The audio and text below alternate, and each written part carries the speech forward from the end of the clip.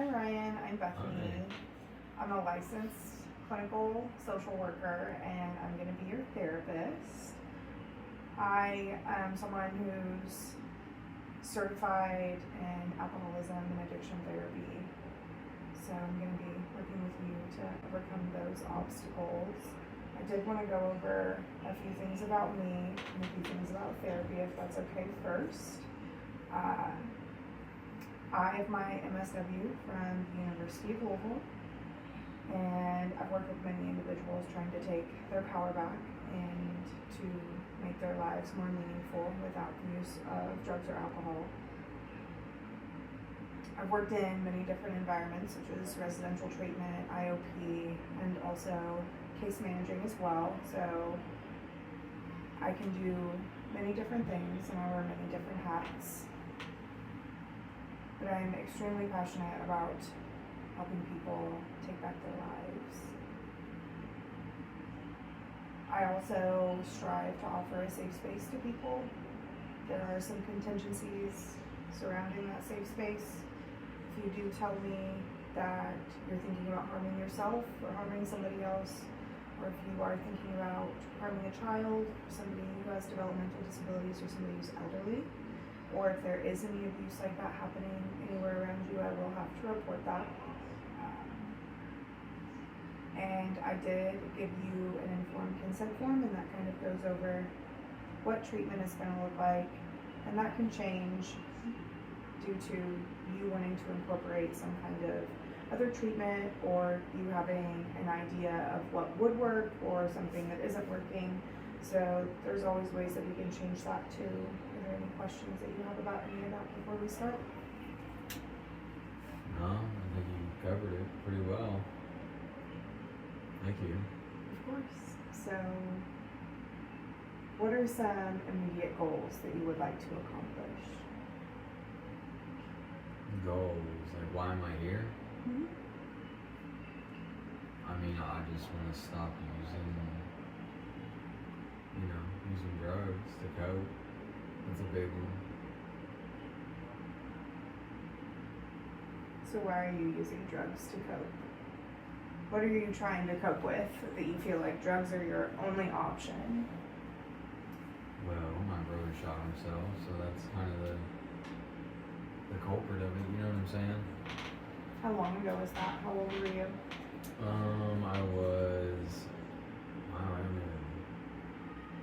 I mean 2010, so 15 years ago, so I was like 16. Did you use drugs before you were 16, or did it start when you were 16? Probably right around that time. 14 to 16, like, I don't know. I mean, I smoked weed one time, and then like a week or two later, I just started like popping pills and stuff. And my brother was my way out for that, you know what I'm saying? So like, he is the one that gave me weed to smoke and told me how to like do it, and then not even 2 weeks later, I was like already wanting more. I just wanted to feel better than what the weed made me feel. And then again, he was my means to get it, so. So what I'm hearing you say is you have almost an emotional tie between your brother and drugs, because your brother introduced you to them, and now that your brother's gone and you feel all that pain, Yeah. now you're connecting the two and hoping that one can ease your grief. Is that accurate? Yeah, I mean, I think that's a fraction of it, but I think another part of it is like, you kind of like, people are like rock stars, you have like people that you idolize in your life, and like whatever they do, you just kind of want to do it so that you can kind of like embody that part of them and embody that lifestyle and the things that they get to enjoy and experience. It's the same thing with him. It was just actually obtainable. Like my brother had that. He had the house, he had the parties all the time, he had the women, he had all that. So like, why wouldn't I want that growing up as a younger brother? So then whenever he's gone, what's my way of still achieving that? It's drugs. It's almost like you're trying to recreate a scene where your brother's still here and you're at one of his lavish parties. Does that sound right? Maybe. But yeah, that's one of them. Do you think you ever really grieved at all? Or were you using almost immediately after? No, I had already been using some. Okay. So when it comes to coping skills, do you know anything about DBT or CBT? I know about CBD, if that's what you're talking about. No. Not quite. It's a Different little thing. bit different. Okay. So CBT is cognitive behavioral therapy. It helps us change our thought process. And DBT is kind of the same thing, but it's more of emotional regulation. And through emotional regulation, we can start to change our thought process. Would you say that you feel pretty extreme emotions? Yeah, I would say so. Like, I mean, you know, I think I teeter from like extreme depression to like manic episodes almost, like of just doing some really crazy off the wall stuff. You know? Have you ever had any kind of diagnosis before? Yeah, I mean, I've been diagnosed with bipolar and major depressive disorder and generalized anxiety disorder and post-traumatic stress disorder, so those four. Are you currently on any medications for those, or are you just self-medicating? No, I've been self-medicating the whole time. So, I am not going to prescribe any medications as I'm not a psychiatrist, but I like to try changing behaviors before referring you. If I feel that you do need a little bit more help than just behavioral change. But I would like to start out with some DBT. What emotion do you say you feel the strongest? What emotion do I feel the strongest? In a negative connotation, would you say it's anxiety, depression, anger? Might be anxiety or envy. So when you get really anxious, what happens in your body physically? I mean, I don't know. It's like a multitude of things, you know. I think it just depends on like the space and time and opportunity. It could start in my feet or in my hands, and then, but majority of the time it's in my chest. So then I like hyper focus on that. You know what I'm saying? And then it feels like my chest is getting tighter from there. And so is it my posture? Is it? And then I just get super focused on my body. So then like, if I get really focused on all my body, then like it kind of tenses up, and I think that's what like causes me to like panic. But I've been abusing my Klonopin for about 8 years now, so that's probably what's causing it. Have you ever heard of something called box breathing? No. So it's where you breathe in for 4 seconds, you hold your breath for 4 seconds, you breathe out for 4 seconds, and then you hold your breath for 4 seconds. And it helps regulate your emotional distress. So it calms the nervous system down and it allows you to really absorb the oxygen, which then helps your brain slow down. So would you mind to try it with me just for 2 cycles? No. We just met. Okay, that's fair. I'm good. That's fair. Maybe, That's fair. So that's something that you can utilize when you notice the anxiety starting in your chest, right? And then what I heard you say was you feel it in your hands and in your feet. Oh yeah. So when you start to feel that, like whatever you're feeling in your hands and your feet, you can go and grab ice cubes and put them in your hands and focus on the sensation in your hands. Don't focus on anything else. And the ice is going to be so cold that you're just only going to focus on, oh my gosh, I need this to melt and get out of my hands. And it helps take the focus off of the anxiety that you're feeling and on your physical body. It brings you back into a more mindful state, and then you can there process your emotions easier. Okay. I'm not there yet. You know, I definitely see what you're saying with that, and it's very interesting, but, you know, I'm just mainly trying to focus on, like, just not using every day for real, because it's just all I think about, even if I don't want to use, you know, like, I have reasons not to use, but it's like they are just not valuable enough or something to me, you know? Like, I'm aware of them there and the responsibilities behind them, but I would just much rather, like, do what I'm doing out here. So what triggers the thought of, I have to use right now, or within the next hour, or whatever your thought process is? What triggers that? Probably seeking charisma. So wanting to be a more exciting version of yourself. Is that what I'm hearing? Selfishly for myself, but also for other people.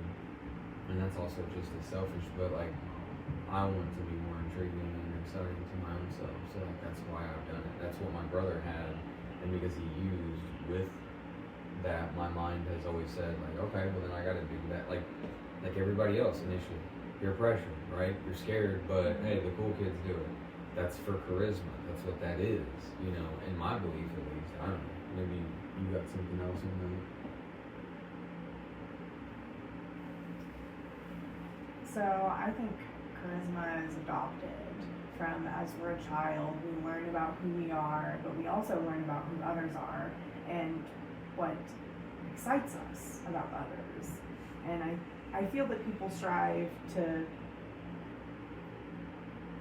find charisma in others in hopes to find it in themselves. So you have to think about what makes you exciting. Are you only exciting because you do drugs? Or are you excited because you're Ryan and you lived through a brother who committed suicide? You've lived through this massive addiction that's taken over your life. You have lived through so many things that make you a charismatic person, an astounding person. So what would it take to help you see that? I don't know. I mean, I think that's probably why I'm here. I wouldn't even view it like that, but I don't know. I mean, I think that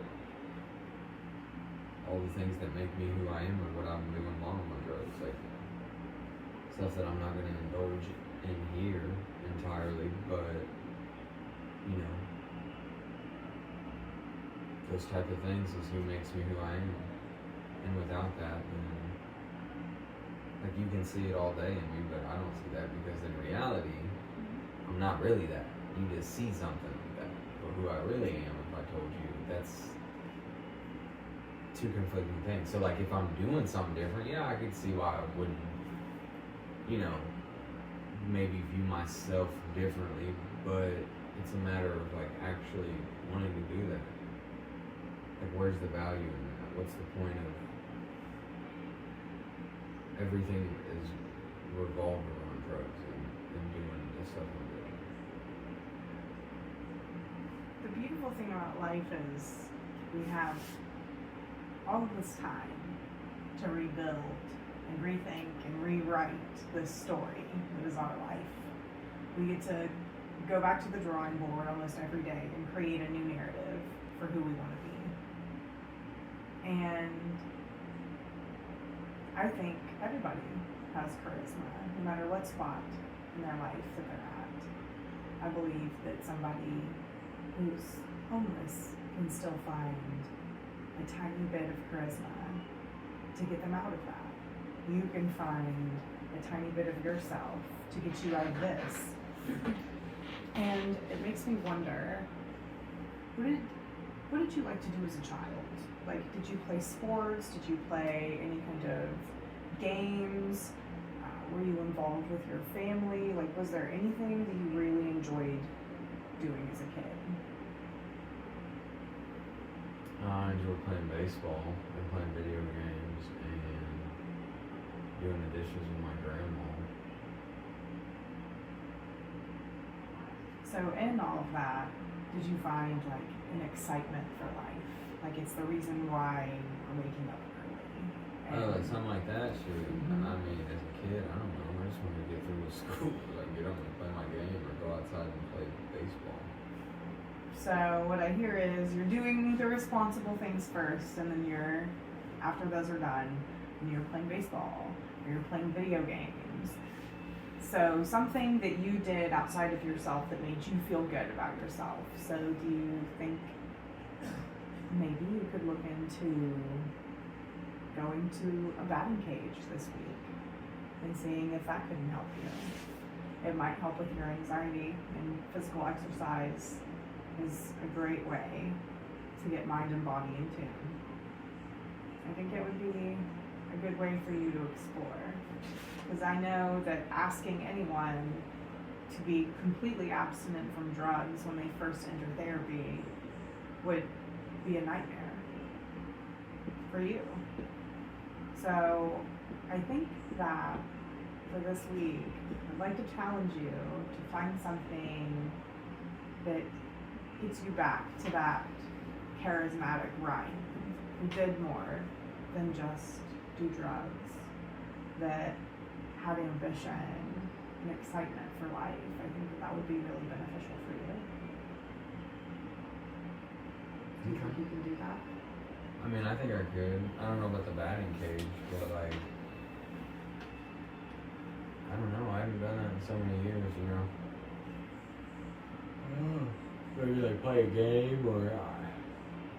Get a video game that you used to play as a kid and make some kind of responsible decision that day. Maybe get some paperwork done that you've been putting off. Like put yourself back in that place that you were, where you tended to everyday responsibility, but then you also got to have fun. And it wasn't fun that needed an altered mindset. But that's all the fun is. That's where I'm at. You see what I'm saying? Mm-hmm. Like I hear you, but like it's just so much easier to do it the other way. It's so much easier to do dope. But where's the progress in that? There is none.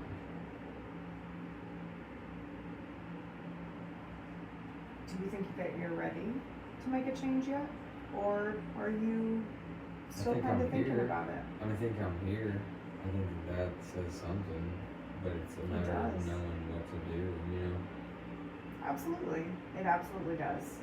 And I make these suggestions not to overwhelm you, but to show you that there are other options. That there are things that look mundane in everyday life, but can still bring us a little excitement. I think everybody would love to just have an endless party all day, every day. No responsibilities, no nothing. Yeah. Like a Great Gatsby, you know what I'm saying? Absolutely. Just living it up. Absolutely. No, I get it. But what happens when the party's over? I guarantee all my dishes are broken. There's probably a hole in my window. Somebody's probably stolen my car. And I'm left with a lot of ruin. So do I want to pick up maybe 1 or 2 days and make sure that I'm doing the right thing every once in a while? So I'd like to ask just a little bit, a few basic questions. So what would you say your drug choice is? Klonopin. Do you use anything else other than Klonopin on a regular basis? On a regular basis. Okay. Heroin, meth, Klonopin, cough syrup, you know. And then like, if I stopped doing the heroin, I would go to like crack a lot. So I did a lot of that. So, a lot of polysubstance use. Yeah. What's your current living situation like? I mean, I live with my mom and her partner, but I mean that, that's temporary for whoever knows how long, and I'll probably be somewhere else. Because I've just been in and out of places with my mom because I've gotten us evicted so many times, you know what I'm saying? So I'm only allowed to be over there for however long that I'm tolerated, I suppose, and then I kind of got to go find somewhere else. Do you have a life partner or any children? I have one daughter, but I'm single. Okay. How old's your daughter? She's 5. Do you see her on a regular basis? No, Do you have scheduled visitation with her? I did. I haven't had visitation with her in, I don't know, probably like 6 months or so. Is that by your choice or theirs?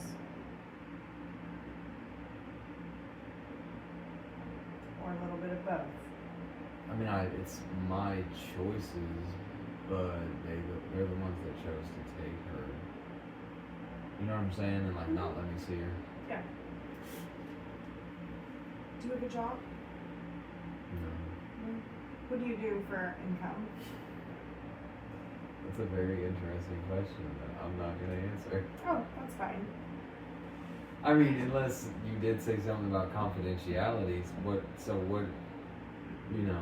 is that bound by? Like, what if I told, at what point would you have to go and say something? At any point when you become a danger to yourself or to someone else. So, if you were to say Yeah, that you so were I'm an selling entrepreneur. fentanyl, How about oh, that yeah. one? We'll go with that. Yeah, so you own your own business. That's okay. So you live with your mom. We don't have a tax-paying job, but we do have income. So we're not homeless. We're not going hungry. We don't have any immediate need. You're not lacking in any area. Is that correct?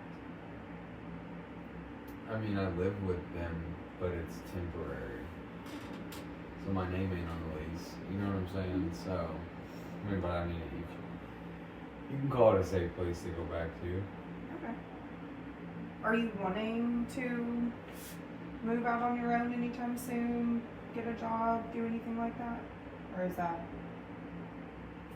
not something we're looking at right now? I think that I'm willing. I just don't know the route that I would have to go in order to do that. I'm a felon. You know what I'm saying? I mean, none of my charges are like any like theft or any type of like child stuff or anything weird like that. But I definitely am restricted, and I've tried some staffing agencies and stuff like that, but I just can't. You know what I'm saying? I can't stop using it. Are you currently on probation parole? Are you in court at all? Got any family court, anything Yeah, happening? I've been on probation. How long are you on probation for? This stint is 2 years. Did you just start this last 2 years? Recently, within the last 6 months, a year? No, I've been on this 2 years for about 4 years. Okay. That's how it kind of turns out for me. I kind of just go to the max with it. So. Okay. Have you thought about reaching out to any kind of like IOP, outpatient, maybe even inpatient treatment? No, this was my first step, so I've never even I don't know if I'm ready to be around other people and admit to this type of stuff, Absolutely. I think that's why I wanted to come here first. Well, I would like to keep it as an option, just maybe one that you can get more comfortable with, being in a setting with others who struggle with the same things that you do.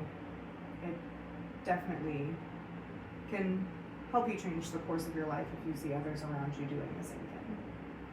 You ever heard that saying, if you hang out in a barber shop long enough, you'll get your hair cut?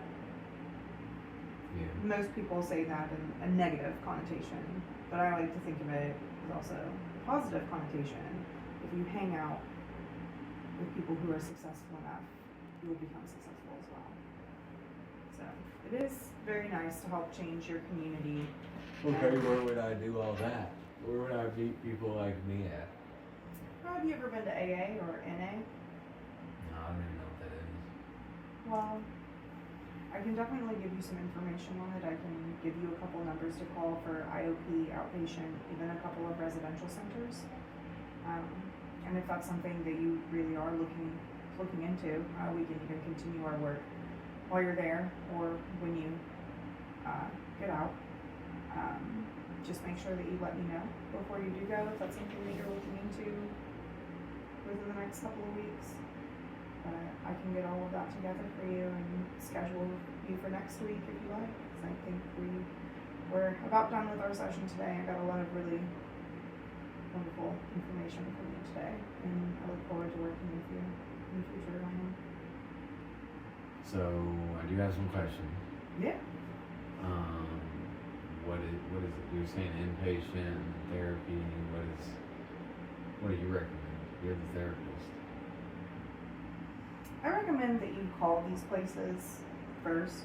Why don't you call the inpatient treatment center and let them tell you what it is?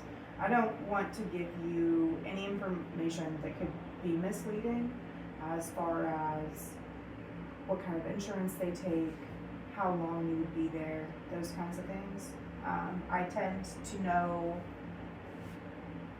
as much as what they tell me, but I do know that places change a lot of their curriculum, their average stays, and insurance quite often, so I'm not always up to date, so I do like to have you guys do that. Also to get you to kind of spread your wings and fly a little bit and learn how to be just a tad bit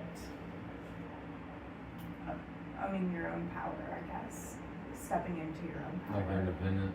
Yeah. Independence. Okay, so you want me to look up some inpatients? I can give you all of the information on them, and then And I'll then give I'll call them. Yep, I'll give you 2 IOPs, and they do IOP and outpatient. So, and then I'll give you 2 numbers for inpatient treatment facilities, and these are places that I believe are reputable, that I believe will give you the best care that you deserve. And the only difference is inpatient, you will be checking yourself in somewhere, you will be staying there for a certain duration, you will be able to leave, you're not locked down. It's definitely whatever you're comfortable with, they can't make you stay there. And then IOP would be in the evenings, in the morning, in the middle of the day, kind of at your leisure. You would be able to go home, those sorts of things, but they would be drug testing you and things like that. Okay. So call these resources and do something fun that's not drug related. Absolutely. Alright then. It sounds like you have an exciting week ahead of you. I guess you could call it that. I don't know if exciting is the word, but that's okay. What do you think the word would be?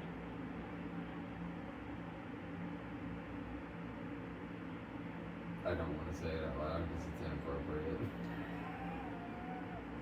Just being honest. Hey, that's okay. This is a safe space. And as long as, we're not hurting others with our words, it won't affect you. I mean, fucked. It's like, damn. Is it really this bad that it has come to this point? Like, it's just not fun anymore. And it's so tired. It's so tired. But I'm ready. I'm ready to try something different, I guess.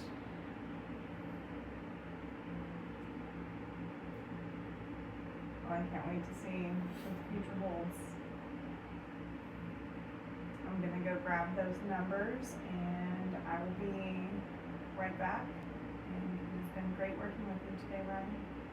Thank you. Thank you.